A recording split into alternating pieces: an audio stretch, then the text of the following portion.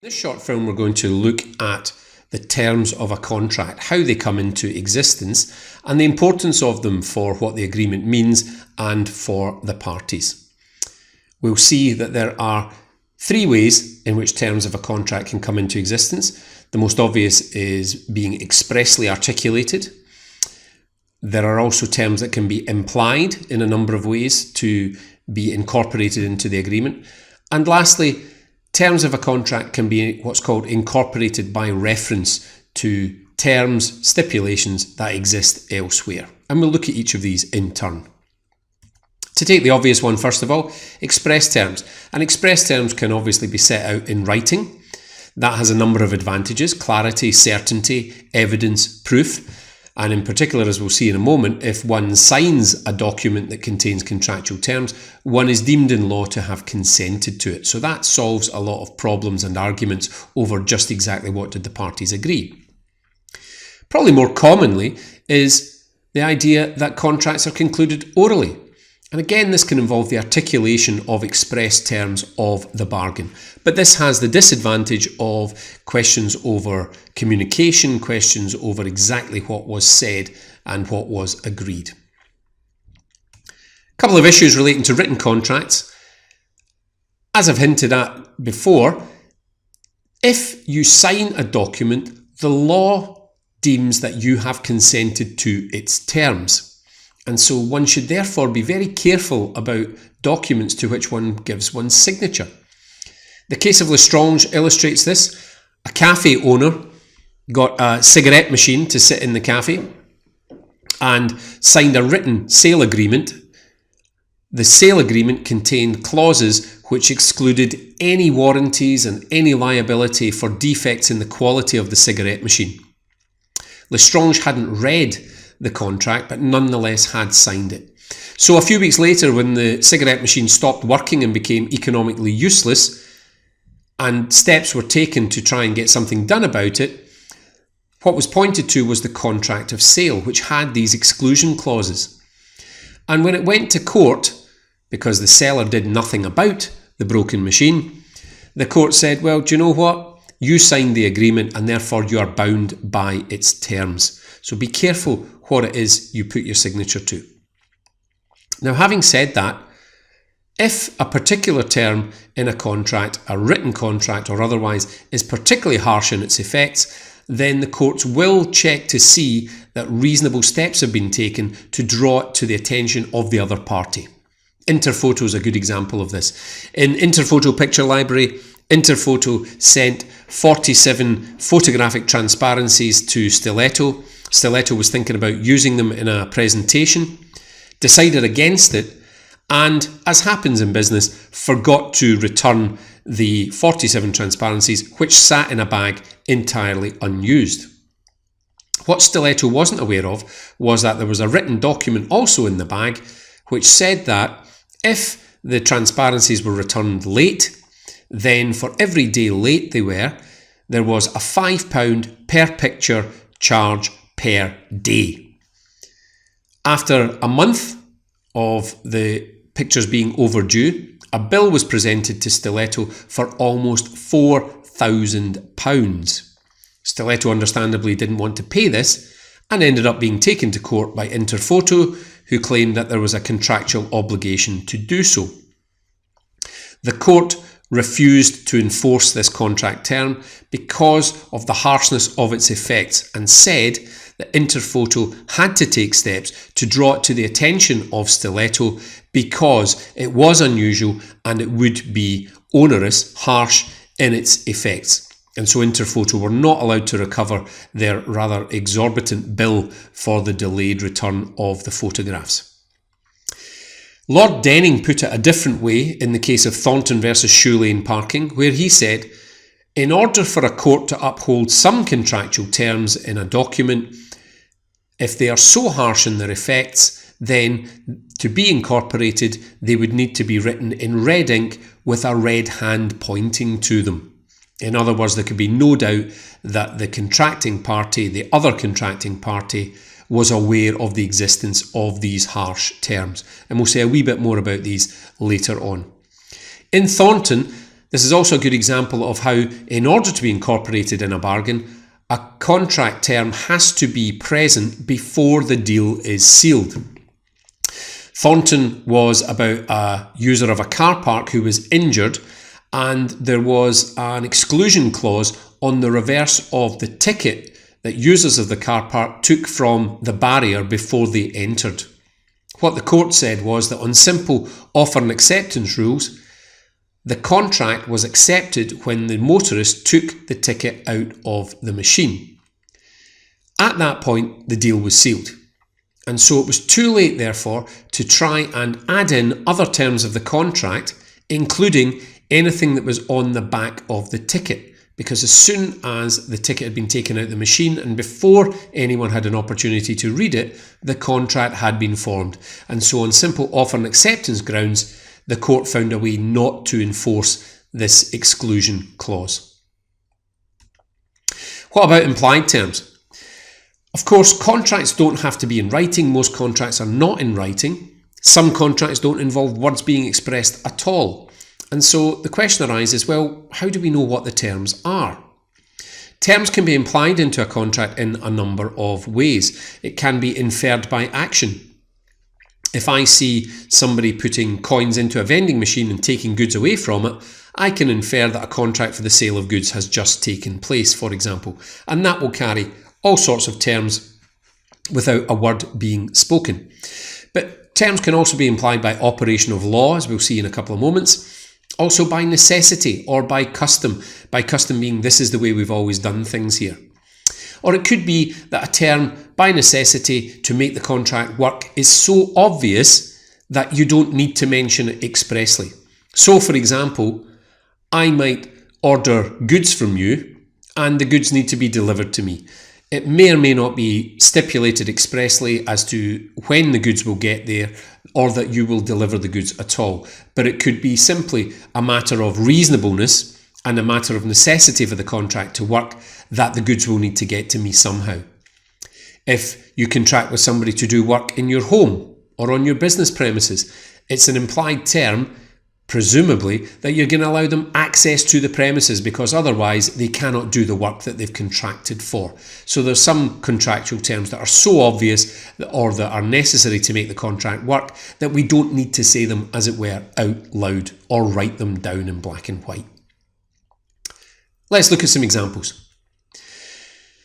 In contracts for the sale of goods, there are a number of terms which are implied by operation of the Sale of Goods Act 1979, and you've got them there on your screen now.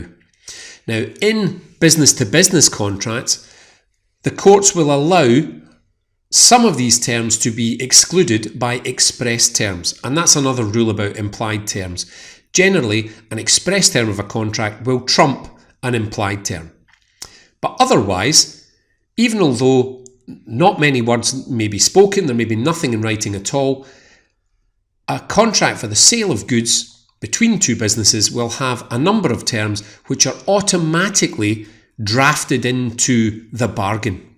And that is even more the case when it comes to consumer contracts for sale of goods, where these terms that you see on your screen cannot be excluded because to do so would be unfair to the consumer.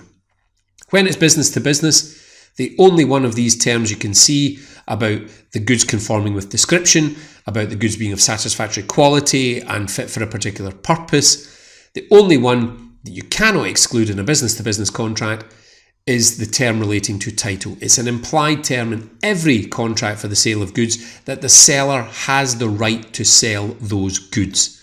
And without that implied term, you would have to do all sorts of due diligence checks in order to make sure that you weren't buying from a fraudster, etc. You don't have to do that. It's automatically implied into your contract by operation of law. Similarly, for contracts for provision of a service, this time in a business-to-business context, it's the common law built up over case law that operates here. So if I provide a service to you, let's say you hire me to refit your shop, then it's an implied term in our contract that I will do the job to a standard of reasonable care and skill. I'll do it for a reasonable price in case we haven't specified a price, and that I'll do it within a reasonable time in case we haven't specified the timescale for the job. And all of this is just implied by law. Again, we may not have said very much, there may be nothing in writing, but the terms are there and they are part of our contract, and we cannot exclude them without expressly negotiating around what the alternative might be. And once again, you cannot exclude them at all when it comes to a business-to-consumer contract. The third type of contract term and way of bringing it into your bargain is incorporating it by reference or notice. And this is simply a matter of business efficiency, but it can also be a device to try and hide detail that one of the parties doesn't want drawn to the other party's attention. And we'll talk about how the courts have looked at that in a moment.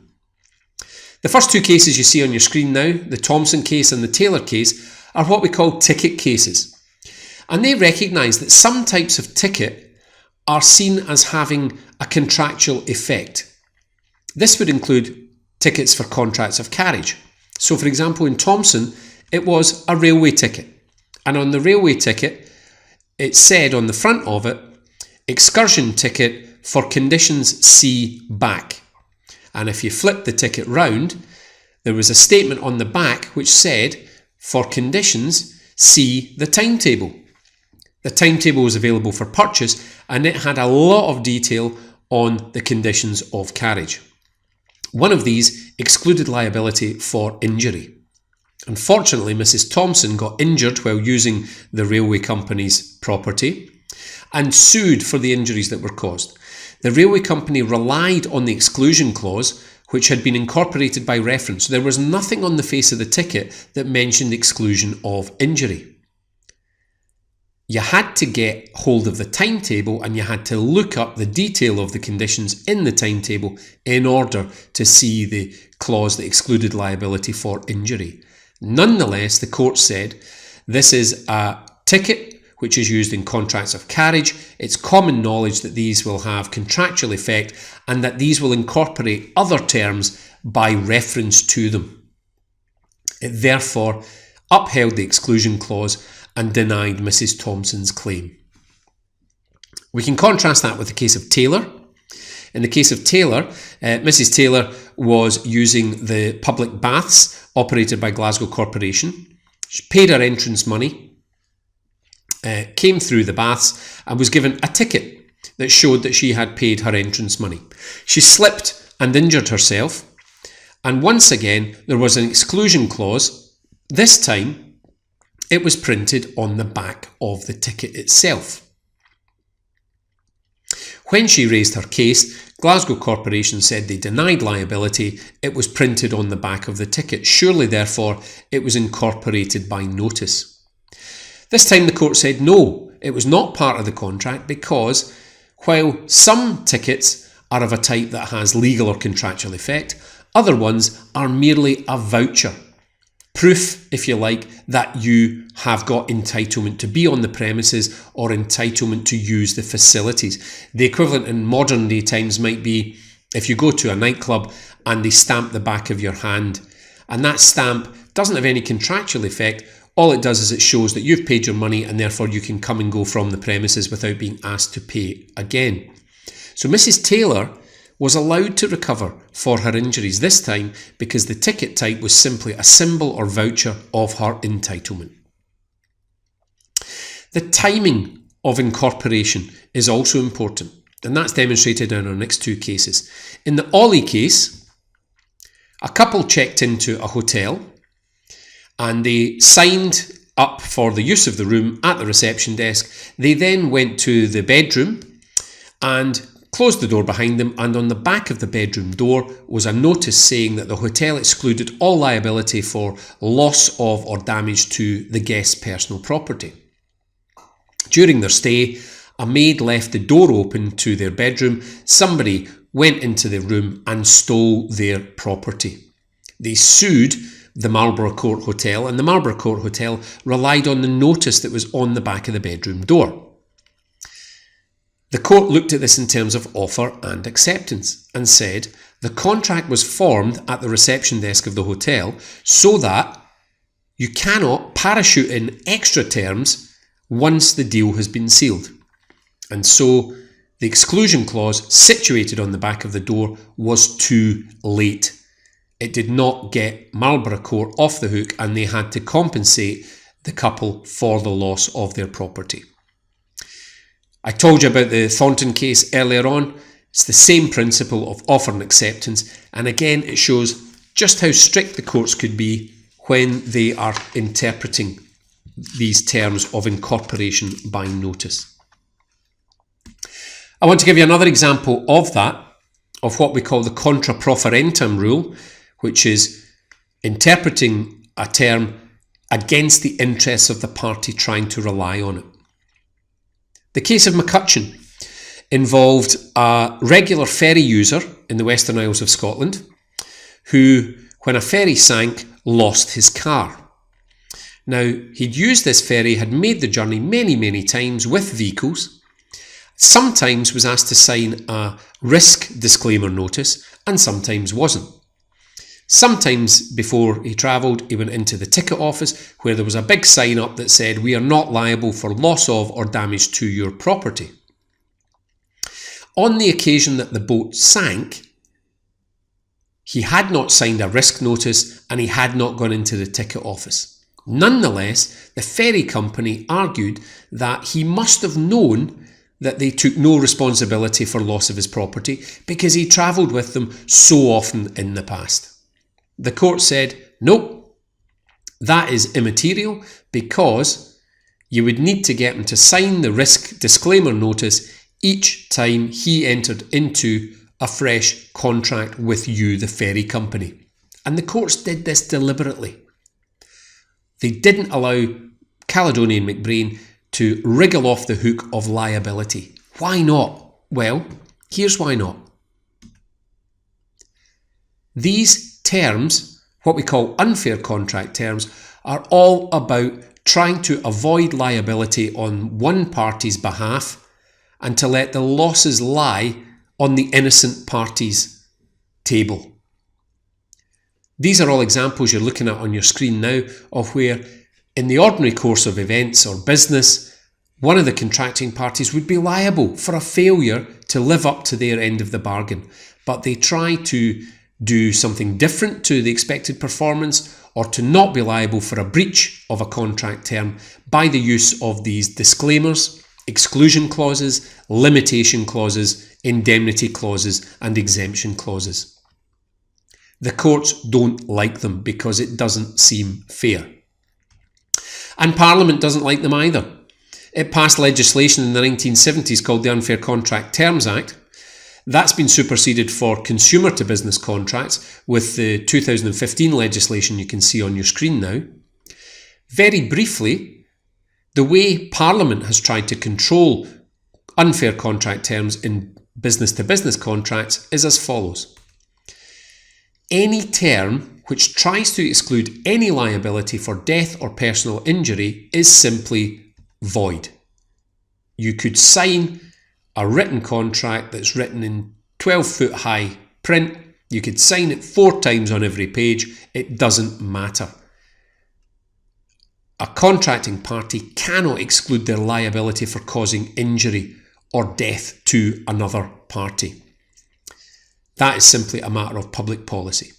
For other terms, in business-to-business contracts where the courts assume that there is a more even-handed bargain and more even-handed bargaining power, it's a question of whether or not a particular term is fair and reasonable, and it would be fair and reasonable or not to include it in the contract. This has particular attention where the contract is devised and set by one party, a standard form contract, or where it's attempting to exclude the sort of implied terms we saw in the Sale of Goods Act 1979 earlier on in this presentation. And the courts and Parliament try and control these terms because otherwise they could lead to unfair and iniquitous results for contracting parties.